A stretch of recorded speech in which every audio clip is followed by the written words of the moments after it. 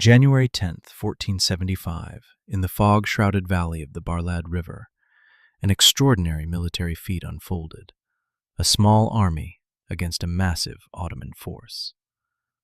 3 key points. Strategic terrain. Stephen of Moldavia meticulously chose the valley, knowing it would neutralize the Ottomans' numerical superiority. Masterful ambush. Utilizing fog, forest, and strategic positioning, Stephen's forces trapped and decimated the Ottoman army, despite being outnumbered 3-1. Long-lasting impact. This victory not only preserved Moldavia's independence, but also inspired future generations, embedding the lesson of tactical genius in the heart of Romanian national identity.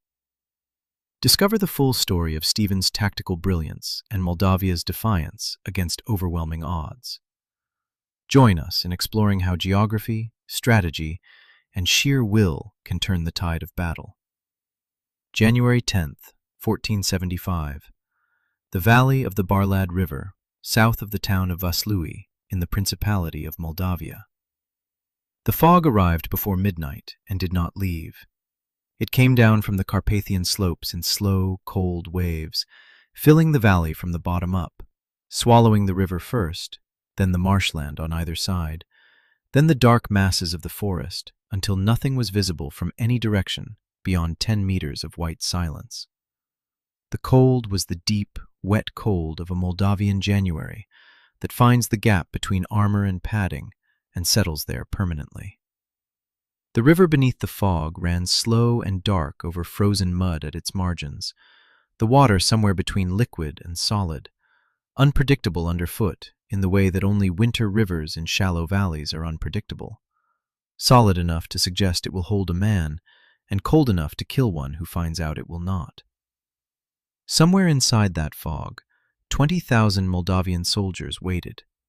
They had been waiting since before dawn, because Stephen of Moldavia had positioned them in the darkness before the fog descended, and the fog had simply sealed them in place, invisible, silent, the forest absorbing their presence the way forests absorb everything, completely, without announcement. Some of them held bows, some held arquebuses, the newest weapons in a principality that could not afford many, but understood precisely what they were good for. Some held pikes, long and cold and difficult to manage in the dark, their iron tips invisible in the white air above. All of them had been listening since midnight to a sound that grew louder as the hours passed, the sound of 120,000 Ottoman soldiers moving north through the frozen valley below them. Coming through that valley was the largest force the Ottoman Empire had sent against Moldavia since the principality had first defied Sultan Mehmed II's demand for tribute. 120,000 men, janissaries in their disciplined formations, Sipahi cavalry in their armor, Akinji raiders who had already stripped southern Moldavia bare of cattle and grain and people, engineers and artillery and supply wagons stretching back along the road for 30 kilometers. The army of Hadim Suleiman Pasha, Beyla Bey of Rumelia, moving with the momentum of an empire that had recently taken Constantinople, had recently smashed the finest crusader army in Europe at Varna, and that regarded this small northeastern principality as a problem to be solved before spring. But the principality had chosen its ground, and the ground was choosing to vanish. The fog was not a plan.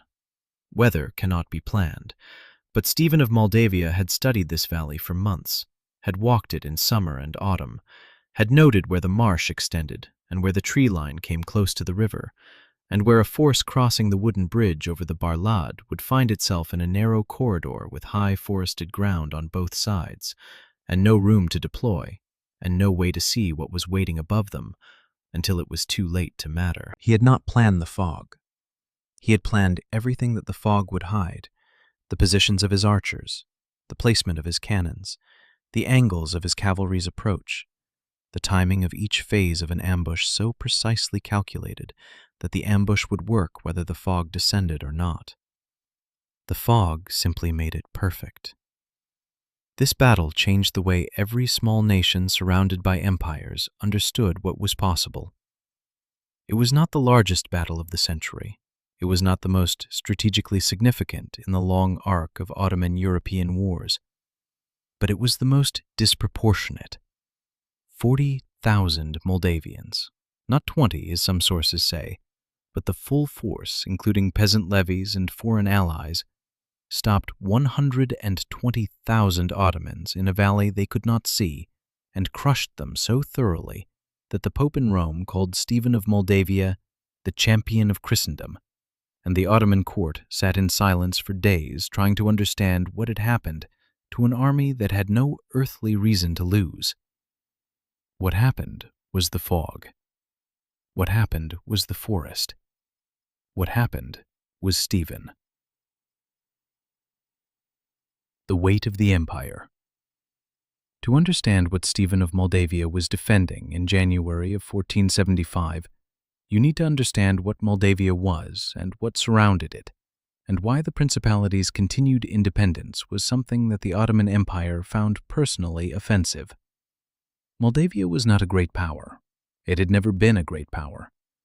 It was a principality of forests and river valleys in the northeastern corner of the Carpathian world, bounded to the west by Transylvania, to the north by Poland, to the east by the steppe lands controlled by the Crimean Tatars, and to the south by Wallachia, which was itself an Ottoman vassal. Its economy was agricultural and pastoral. Its cities were small.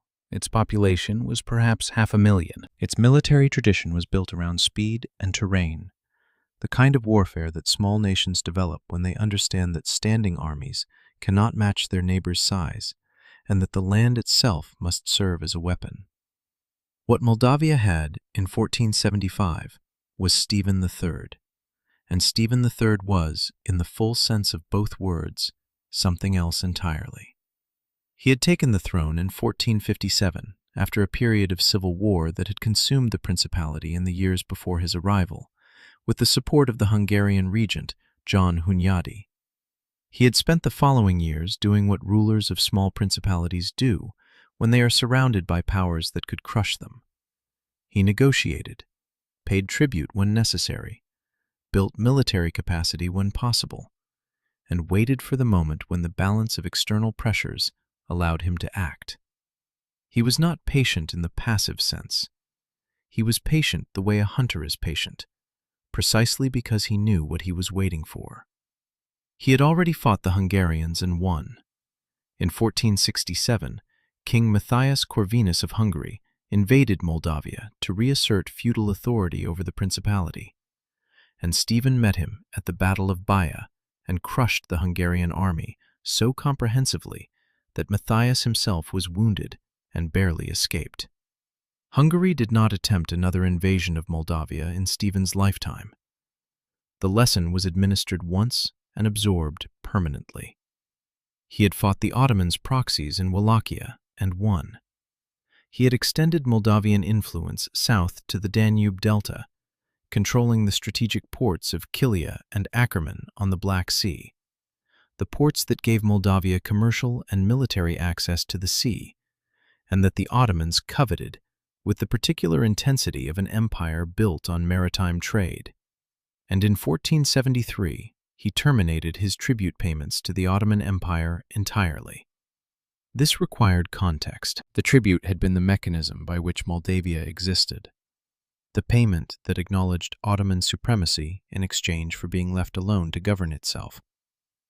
Ending it was not a declaration of war in the conventional sense. It was a declaration of something more fundamental, that Moldavia was not a vassal state managing its own affairs at Ottoman sufferance, but an independent principality that had been paying tribute as a practical concession and was now choosing to stop because the practical calculation had changed. The practical calculation had changed because of the Holy League that Pope Sixtus IV was attempting to assemble against Ottoman expansion, and because of the signals coming from the courts of Hungary and Poland that a coordinated Christian resistance might finally be taking shape. Stephen had read these signals and made his assessment. The Ottoman Empire was extended across multiple fronts. Its army was committed in the east and in south, and the moment for resistance in the northeast was now rather than later. He invaded Wallachia in 1473 to replace the pro-Ottoman ruler Radu III with a more cooperative prince. He succeeded temporarily. Radu came back with Ottoman support. Stephen expelled him again. The cycle repeated, and each iteration made it clearer that the question of Wallachia's orientation was going to be resolved by a direct confrontation between Stephen and the Sultan, rather than by the maneuvering of proxy rulers. Sultan Mehmed II sent the ultimatum in 1474. Stephen would pay his tribute, return Kilia and Ackerman to Ottoman control, pay personal homage in Constantinople, and acknowledge Ottoman suzerainty in terms that left no ambiguity about what Moldavia was. The response from Stephen was so comprehensive in its refusal that the Ottoman sources recorded it as an act of deliberate contempt, not merely a political calculation, but a personal challenge to the Sultan's authority, delivered with a specificity that made its meaning unmistakable. To understand what that refusal meant, you have to understand what Mehmed II was in 1474. This was the man who had taken Constantinople in 1453, the city that the Christian world had believed, for 1,000 years, would never fall. He had done what Bayezid could not do, what Murad could not do, what a dozen Ottoman sultans before him could not do. He had walked through the Blachernae Palace and ordered it converted to a mosque, and watched the double eagle of Byzantium come down from the walls of a city that had stood since the days of Constantine the Great. And after Constantinople, he had not stopped. He had taken Serbia, he had taken the Peloponnese, he had taken Bosnia, Albania, parts of the Crimea. He had defeated the Venetian fleet. He had attempted the conquest of Rhodes. He had attempted the conquest of Otranto in Italy, reaching the Italian peninsula itself before his death prevented the continuation of the campaign. He had conquered the Trebizond Empire on the Black Sea coast, eliminating the last remnant of Byzantine imperial succession. He was called Fatih, the conqueror, and the name was earned in the specific way that epithets are earned, by doing the thing the name describes, repeatedly, until the name becomes a fact about the world rather than a description of an aspiration. This was the man who had received Stephen's refusal. This was the empire that would now respond. The Ottoman army that Hatem Suleiman Pasha assembled in Sofia through the winter of 1474 was not a border garrison or a provincial force. It was the military instrument of the most powerful state in the world, applied to the specific problem of removing a small principality from the map of independent Christian governance. It contained janissaries, those slave soldiers who had been the cutting edge of Ottoman arms for 2 generations, recruited as boys from Christian families across the Balkans and Anatolia, raised in the Sultan's household, trained for years in nothing but war, their loyalty absolute, and their discipline terrifying. It contained Sipahi cavalry from every European province of the empire, men who had horses bred for war, and armor tested in the campaigns that had produced an unbroken record of Ottoman expansion for 60 years. It contained Akunci raiders, who had spent the previous decades stripping the Danubian frontier of anything the empire wanted and burning what it did not. Men for whom the terror of civilian populations was not a byproduct of warfare, but its primary mechanism. It contained artillery that had broken the walls of Constantinople and would break any wall Stephen could build in a Moldavian winter. 120,000 of them, against perhaps 40,000 at the upper estimate of what Stephen could assemble. The ratio was 3 to 1.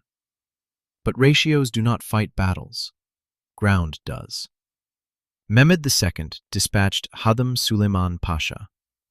Suleiman Pasha was the Beylerbey of Rumelia, the Ottoman governor of the European territories, the man who commanded the empire's European military presence, and who had at his disposal the full resources of the most militarily sophisticated state in the world. He was experienced, capable, and accustomed to success. He had spent the winter of 1474 gathering his force in Sofia, augmenting the provincial army he commanded with janissaries drawn from the empire's elite corps, Sipahi cavalry from across the Balkans, Akunci raiders who had been terrorizing the Danube frontier for years, and a contingent of Wallachian cavalry that Radu III had contributed as proof of his loyalty to the Ottoman cause. He crossed the Danube at the end of November 1474, with an army that the sources estimate between 120,000 and 150,000 men. The variation in the estimates reflecting the usual difficulty of counting forces in motion, rather than any fundamental uncertainty about the scale of the enterprise. The force was enormous by any standard. It was designed to be enormous. The message it carried was the same message that every Ottoman punitive expedition carried. This is what comes for you when you forget what you are. Stephen met the message with scorched earth. He burned the villages south of the main Moldavian settlements. He poisoned the wells. He moved the cattle and grain north. He destroyed the bridges where possible. He struck the Ottoman flanks and supply lines with fast cavalry raids that took what they could reach and disappeared before the Ottomans could respond. He did not fight. He made the Ottoman army fight the logistics of a winter campaign in a stripped landscape, and he made them fight it in the freezing cold of a Moldavian December that was, by any measure, worse than anything the Rumelian troops had been equipped for. By January, when the Ottoman army had crossed into the valley of the Bârlad and found intact villages south of Vaslui, a landscape that seemed to promise food and rest after weeks of frozen marching through emptiness, Süleyman Pasha was already operating a force that was cold, hungry, depleted by the hard march, and straining against the difficulties of maintaining cohesion in terrain that none of his officers knew well. His Wallachian contingent under Bârlad III had been contributing cavalry, but those contributions came with the particular unreliability of allies whose loyalty was situational and whose primary interest was their own principality's survival rather than Ottoman objectives. Into this army, stretched and tired and desperate for the intact villages ahead, came the sound of Moldavian war drums from the north. Stephen had been waiting for exactly this moment, and the fog had descended to seal it. The valley that became a trap. The valley of the Bârlad, south of Vaslui, is not dramatic terrain. It does not announce itself as a killing ground. That invisibility was the point. The Bârlad River in January runs through a floodplain that extends perhaps 200 meters on either side of the main channel. In summer, that floodplain is meadow, flat, open, the kind of ground where cavalry can operate freely and armies can deploy in the formations that Ottoman military doctrine required. But January in Moldavia is not summer. The January floodplain holds water from autumn rains beneath a surface that looks from a distance like firm ground. Step onto it, and the surface breaks through to ankle-deep mud over a clay base that holds a man's boot and does not let it go. Move a horse onto it, and the animal sinks to the hock within seconds, unable to advance or reverse effectively.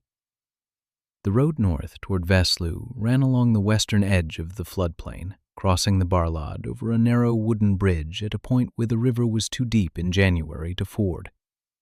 The forests came close to the road on both the east and west sides, close enough that archers concealed in the tree line could reach the road with accuracy, close enough that cavalry hidden in the forest shadow could cover the 100 meters to the road in less than 30 seconds at a gallop. The bridge itself was the choke point. Anything coming north from the Bârlad crossing had to use the bridge, because the frozen edges of the river were too uncertain to trust with cavalry or artillery, and the floodplain on either side of the bridge approach was the mud that looked like firm ground and was not. Stephen had chosen this valley for the same reason that Michael the Brave would choose the Niajlov marshes at Kalugarani a century later, because the terrain removed the Ottoman advantage. 120,000 soldiers compressed onto a road through a forested valley are not 120,000 soldiers. They are the width of the road, arriving continuously, unable to deploy, unable to flank, unable to use their cavalry or their artillery with any of the tactical sophistication that Ottoman doctrine assumed. They are a target. The Moldavian force that Stephen had assembled for this moment was smaller than the Ottoman army by a ratio that made European observers who heard the outcome almost unable to believe the reports. Estimates vary. The sources range from 12,000 to 40,000, with the variation reflecting the difficulty of counting a force that included not just professional soldiers, but peasant levies who arrived in militia bands of unpredictable quality and exact numbers. Modern historians generally work with a figure somewhere between 20 and 40,000 for the total Moldavian force, with the higher end more likely given the scope of the victory that followed. Stephen had his professional cavalry, the boyar horsemen who were Moldavia's military backbone, fast and capable, and operating in terrain they had known since childhood. He had infantry armed with pikes and arquebuses and composite bows, positioned in the tree line on both sides of the valley. He had 20 cannons positioned at angles that covered the bridge approach and the road north of it. He had Zakeli infantry from Transylvania, Polish cavalry sent by King Casimir IV, in a contribution that Polish chroniclers emphasized as evidence of Christian solidarity, and that military historians note as evidence that Stephen had been working his diplomatic connections for months to assemble precisely this force. He had Cossack mercenaries, and he had the fog. The force composition reflected the tactical problem Stephen had set for himself. He did not need to destroy the Ottoman army in open battle. He needed to destroy the Ottoman army's ability to fight as the Ottoman army, to remove the conditions under which its numbers and discipline and cavalry power became decisive, and replace them with conditions under which those same qualities became irrelevant or even counterproductive.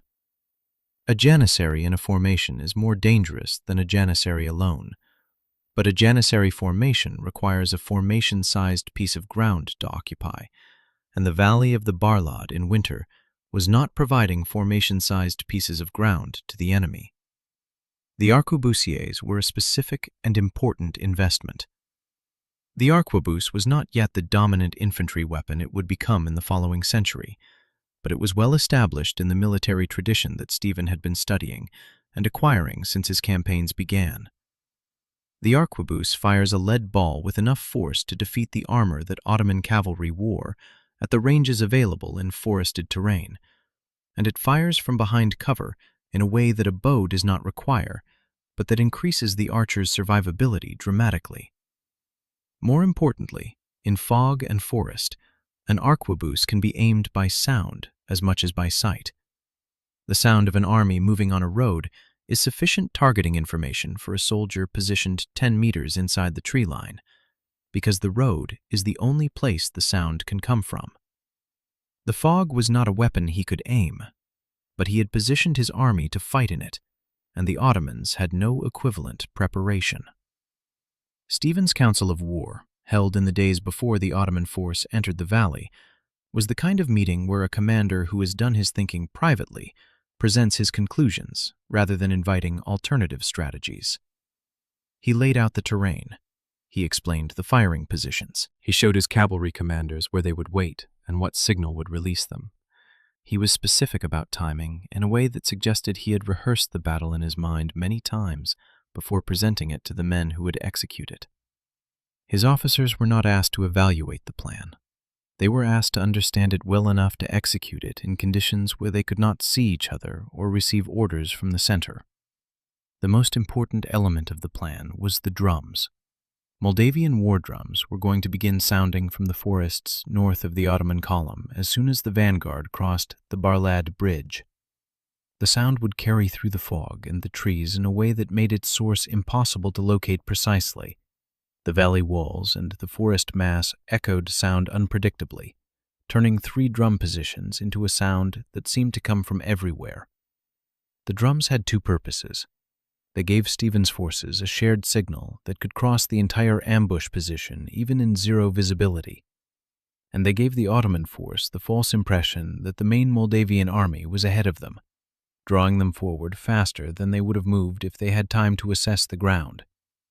The Ottoman commander would push his troops across the bridge toward the drums, and everything Stephen had placed in the forest would be waiting for them when they came. The night before the battle settled on the valley with the cold finality of a January midnight in Moldavia. The Moldavian soldiers in the forest did not light fires. Fire in a concealed ambush position is visibility, and visibility was the one thing Stephen could not afford before the battle began. They wore what they had, the thick wool cloaks of the Moldavian peasant tradition, layered where possible, damp from the night air but insulating in the way that wool insulates even wet. The professional cavalry had furs from the horse-breeding lands of the eastern plateau. The peasant levies in the infantry positions had what they had brought from their farms, which was usually not enough for a January night in a frozen forest without a fire. They prayed in the Orthodox tradition, silently or in whispers, the kind of prayer that does not require a priest to conduct, because these men had been praying since childhood in the private way that Moldavian orthodoxy encouraged, direct, specific, addressed to the Mother of God and the particular saints that their villages held, asking for the same things that soldiers in every era and every faith ask for in the night before combat. Not victory exactly. The kind of prayer that soldiers actually pray is harder to articulate than victory. It is more like, let this be the right thing. Let me do it correctly. Let the people who need me to come back find me on the other side of this. Stephen moved through the positions in the darkness before fog fully sealed the valley. He did not speak in the flamboyant way of commanders who need the moment to be recorded. He spoke specifically, to specific men, about specific positions and specific signals, and the men he spoke to heard him and understood him, and the understanding settled into their bodies the way cold understanding does. Not comfortable, but reliable. The drums were ready. The bows were strung. The cannons were loaded. The cavalry waited in the darkest part of the forest, horses standing still in the way that horses trained to the hunt learned to stand still. Before dawn, the fog came down. The ambush. The drums started before the Ottoman vanguard reached the bridge. They came from the north and from the east and from everywhere in the white air at once, the deep, resonant Moldavian war drum sound that had no equivalent in Ottoman military culture. Not the Mater band's ceremonial cadence, but something older and more territorial. The sound of the land announcing itself as hostile. The Ottoman scouts at the bridge approach heard it and stopped and tried to identify its source and could not. The fog gave them nothing to look at. The forest on both sides gave them nothing to look into. The drums were everywhere. Hadim Suleiman Pasha, receiving the report at his position further back along the column, made the assessment that a commander of his experience was trained to make. The main Moldavian army was ahead, north of the bridge, and the opportunity to force a decisive engagement before they could withdraw further into their forests was limited by the terrain and the season. He ordered the advance to continue. He ordered the Janissaries forward to the bridge. He ordered speed. Speed. In a frozen valley, on an icy road, in fog so thick that the men in the center of any formation could not see the men at its edges. The first Moldavian cannon fired when the lead Ottoman unit reached the far side of the bridge.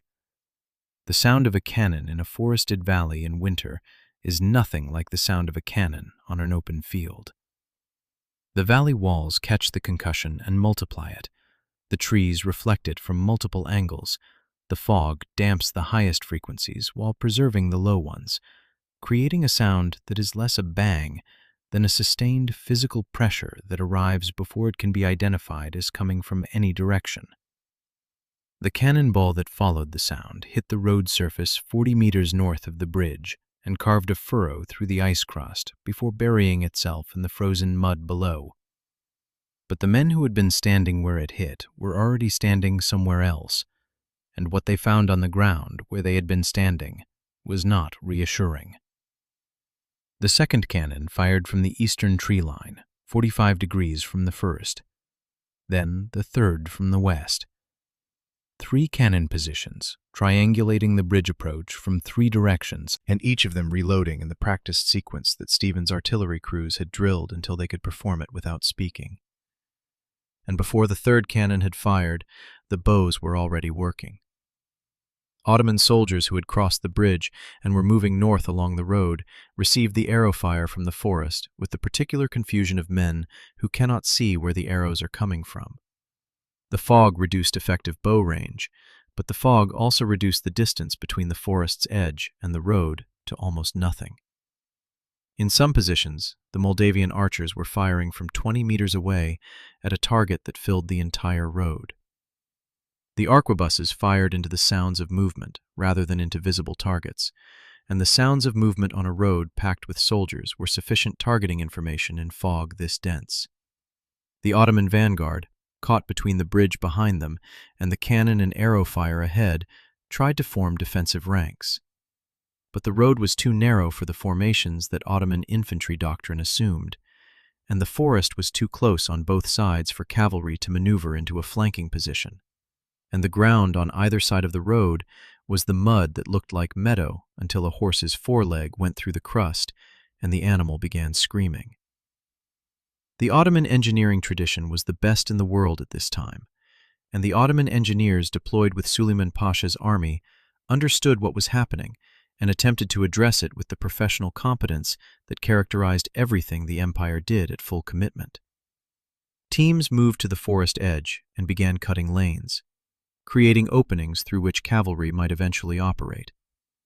Other teams evaluated the river margins for alternative crossing points, probing the ice with long poles, marking the places where it held and the places where it broke through.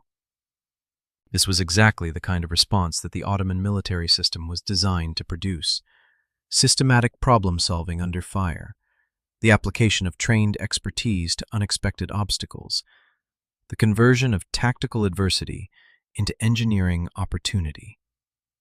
But the engineers needed time, and the archers and arquebusiers in the forest were not giving them time. The men in the cutting teams became targets the moment they emerged from the main column, and the targets were at ranges from which even the fog was not sufficient protection. The engineering response that might have opened Ottoman flanking options in an hour became an engineering response that consumed engineers faster than it consumed trees. By mid-morning, the bridge had become a compression event. Süleyman Pasha, hearing the cannon fire and understanding its scale, ordered more forces forward, the natural response of a commander who has superior numbers and believes that pressing them will overwhelm any defensive position.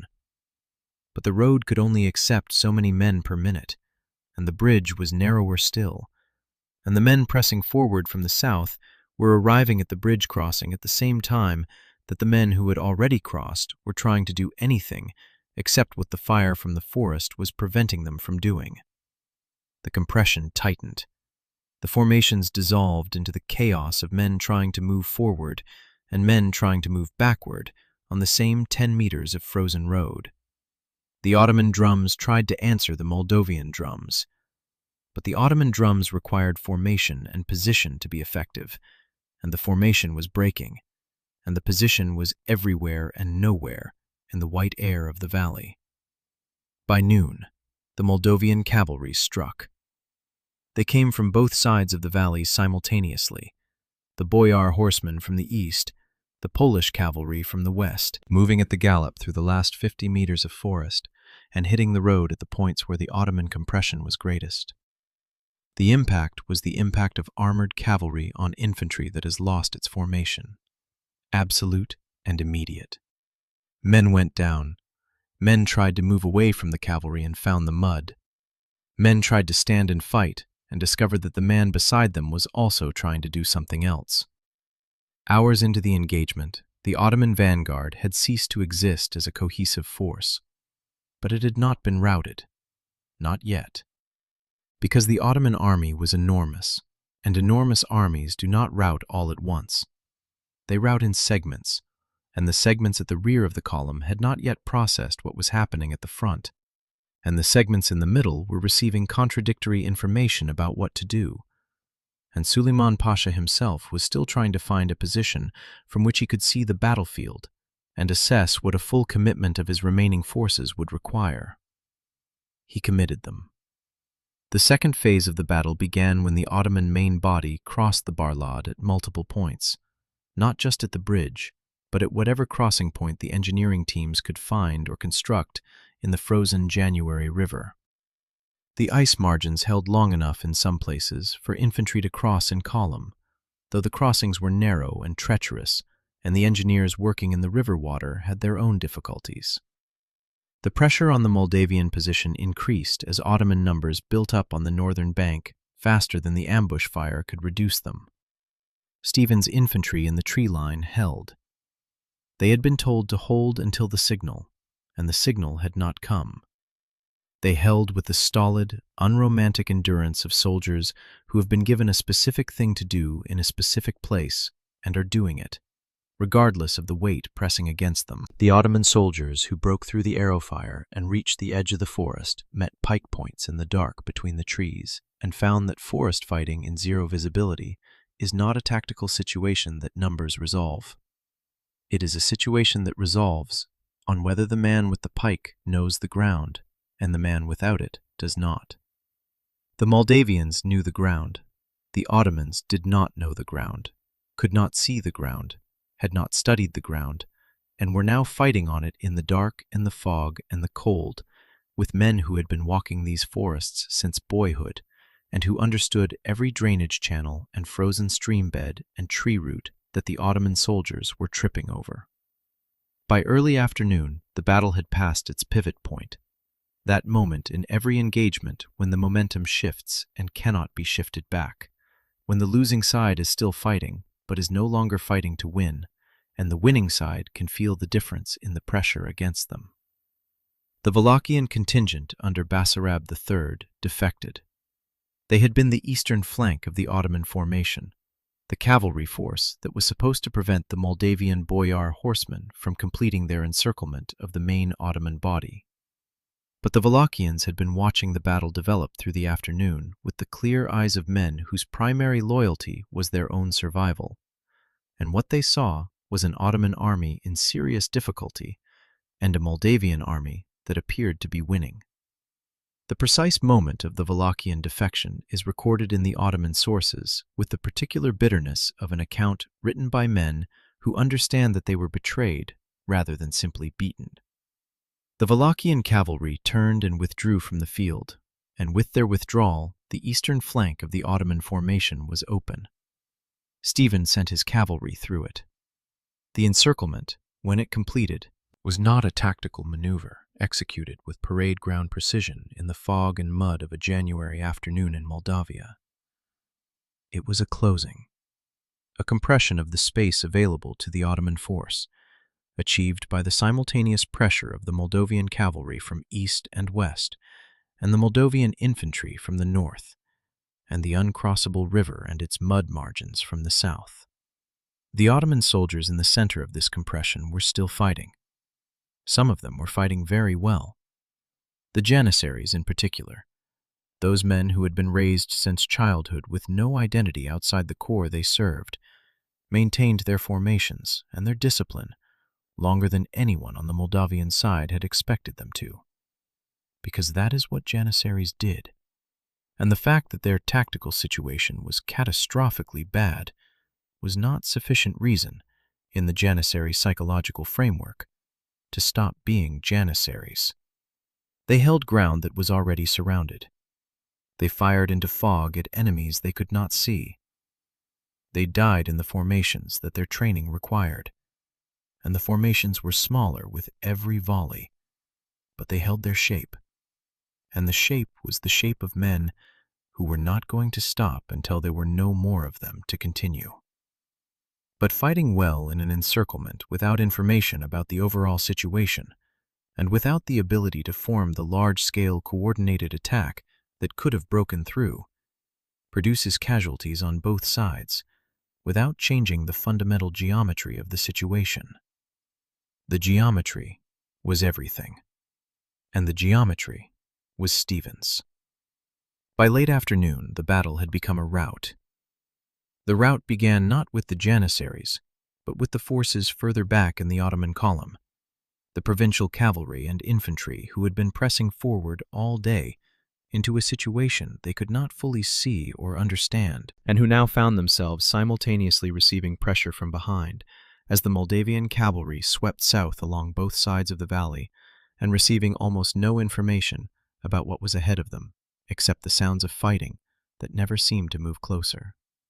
When those sounds began to move south, when the characteristic shift in a battle's acoustic signature that tells experienced soldiers which direction the momentum is moving became unmistakable, the provincial forces made the assessment that provincial forces make when professional soldiers have not told them to stand. They moved. The rout of an army twice the size of the force that routed it is not like the rout of a smaller force. It is louder, longer, and deadlier, because the routed army has more men to run and more directions to run in, and more men in the way of every direction. The Ottoman forces that broke from the encirclement ran south toward the river, ran east into the forest, ran west along the road, ran in the fog in every direction that was not the direction from which the most immediate killing was coming. The frozen river took some of them, men running onto ice that was not thick enough, ice that had already been compromised by the earlier crossings, ice that broke under the weight of panic and dropped men into water cold enough to kill in minutes. The 3-day pursuit that followed the battle was conducted by the Moldavian cavalry with the systematic efficiency of men who know their terrain and whose horses are fresh where the Ottoman survivors are exhausted. The accounts in the Ottoman sources of this pursuit are brief and do not dwell on what happened to the men who were caught, which is itself a form of documentation. The Moldavian accounts are more detailed, and they describe a pursuit that extended south toward the Danube over 3 days, killing and capturing Ottoman soldiers at the road crossings and river fords and forest edges where they had tried to shelter. Hadum Suleiman Pasha survived. He reached the Danube with the remnants of his command. The number of those remnants is debated by historians with the same variation that characterizes all medieval casualty estimates. But the consensus is that the Ottoman army that crossed the Danube at the end of the pursuit was a fraction of the force that had crossed it heading north in November. The field after the fire. The valley of the Bârlad was quiet by the evening of January 11th. Not the silence of emptiness, the silence of completion, the particular cessation of noise that a battle leaves when the fighting is finished and the pursuit has moved away south, and what remains in the immediate area is the wreckage of what the day made. The fog had finally thinned by late afternoon, the winter sun managing enough warmth by 3 o'clock to reduce the thick morning white to a haze through which the shapes of the valley became visible again. The forest walls, the frozen river, the road, the bridge, and on and around all of these things, the evidence of what 20,000, or 30,000, or 40,000, depending on which account you consult, Moldavian soldiers had done to an Ottoman army of 120,000. What was visible was not dramatic in the way that battlefield paintings later made it seem. Real battlefields, after the fighting is ended and the pursuit has moved away, look less like the aftermath of an epic clash and more like the aftermath of a sudden catastrophe in an ordinary place. The road was torn. The bridge had held, but was thick with the marks of thousands of boots and hooves and the gouges of cannon carriages. The forest edge on both sides of the road for a quarter-mile north of the bridge showed the places where the Moldavian infantry had stood and fired. Not the clean positions of a military diagram, but the actual disturbed ground of men who had been there for hours, crouched behind trees, moving laterally to avoid return fire, leaving behind them the debris of an ambush. Spent arrows, broken pike shafts, empty powder charges, the personal effects of men who had dropped what they were carrying when they needed both hands. The mud on both sides of the road was broken in the random patterns of men who had tested it and found it impassable, and then found themselves in it anyway. The river's ice at its margins was black and wet where the crossings had been attempted and the ice had failed. The fog that had started the battle was gone, and what it had hidden for 8 hours was now visible in the cold afternoon light of a January day in a Moldavian valley.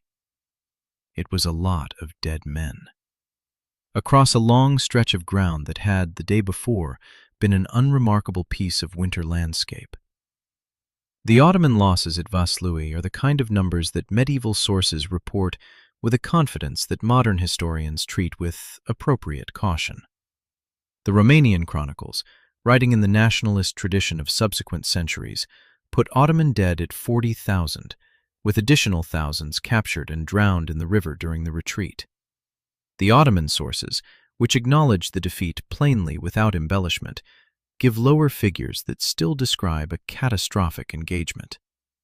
Modern historians generally work with an estimate of 15 to 20,000 Ottoman dead in the battle and its three-day pursuit, with perhaps similar numbers captured or lost to the winter retreat through the stripped Moldavian landscape. These are conservative estimates. The disproportion of the engagement, the ratio of Moldavian losses to Ottoman losses, is consistent across all the sources, and it is extraordinary. The Moldavians lost perhaps 5,000 men against Ottoman dead that were multiple times that number. Hadum Suleiman Pasha arrived back at the Danube with what remained of his force in January's last days, and crossed into Ottoman-held Bulgaria in the particular condition of a commander who has experienced the thing that Ottoman military culture had no framework to process: comprehensive defeat by a smaller force in terrain that he had not controlled. He was not executed. Ottoman practice in this period did not automatically punish commanders for battlefield defeat, particularly when the strategic situation that produced the defeat could be attributed to circumstances beyond the commander's individual control. The fog, the terrain, the Wallachian defection, the supply difficulties of a winter campaign, all of these were available explanations, and Suleiman Pasha used them and survived. He would serve again in subsequent campaigns. Stephen wrote to the courts of Europe after the battle, describing what had happened with the particular combination of factual precision and strategic framing that the moment required. He was asking for reinforcements and alliance membership.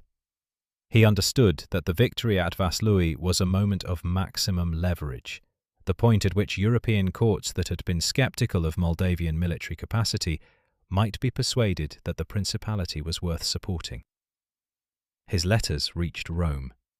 Pope Sixtus IV read them and described Stephen as the champion of Christendom, the one prince in all of Europe who was actually fighting rather than negotiating.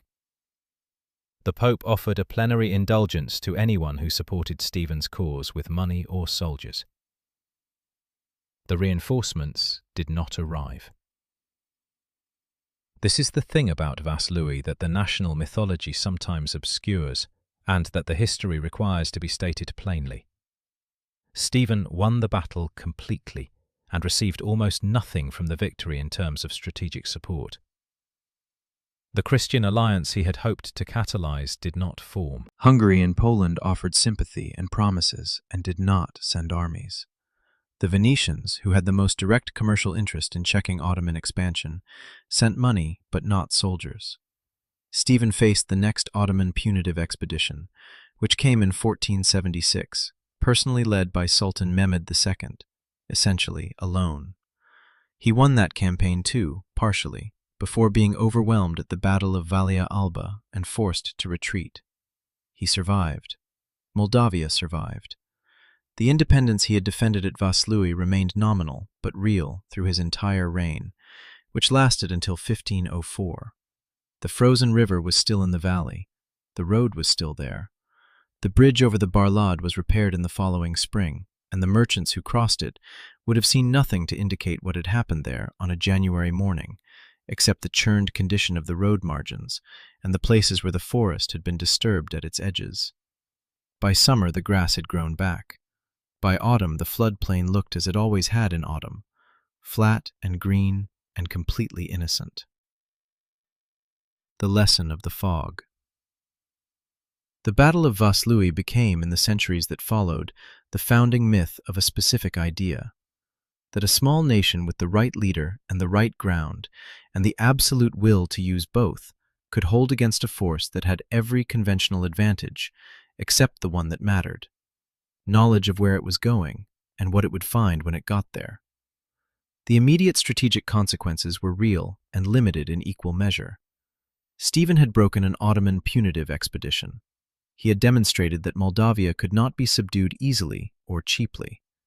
He had bought time, the specific commodity that small nations between empires are always buying, always spending, and never buying enough of. The Ottomans rebuilt and returned in 1476, with Sultan Mehmed II commanding in person, and the campaign that followed was harder and longer and more damaging than 1475. Vaslui was not the end of the Ottoman threat to Moldavia. It was the demonstration that the threat could be answered. The long-term impact was different in kind.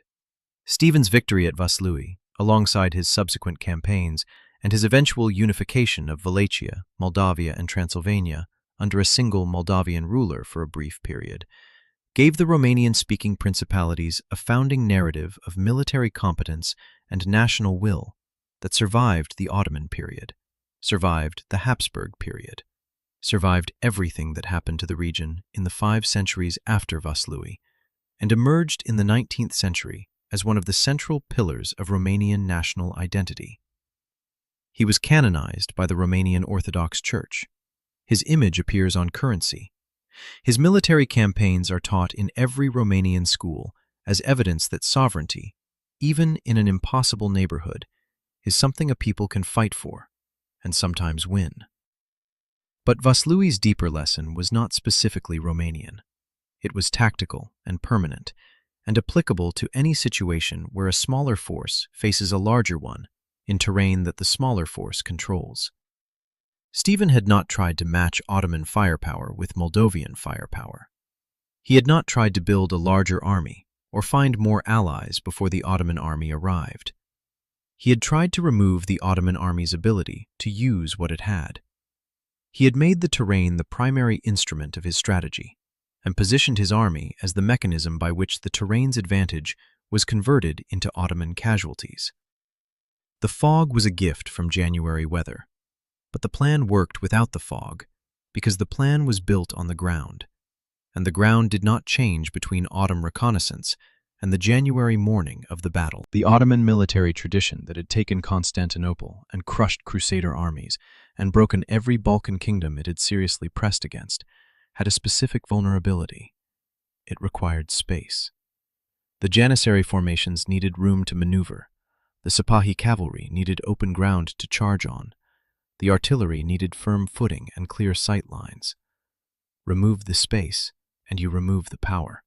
And Moldavian January geography was a space removal machine of extraordinary efficiency.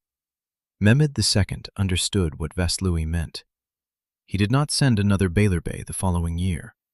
He came himself with the full Ottoman army, and he accepted the greater cost and the greater complexity of a winter campaign in Moldavia because he understood that the problem Stephen represented was not a problem that could be solved by sending Hatem Suleiman Pasha again.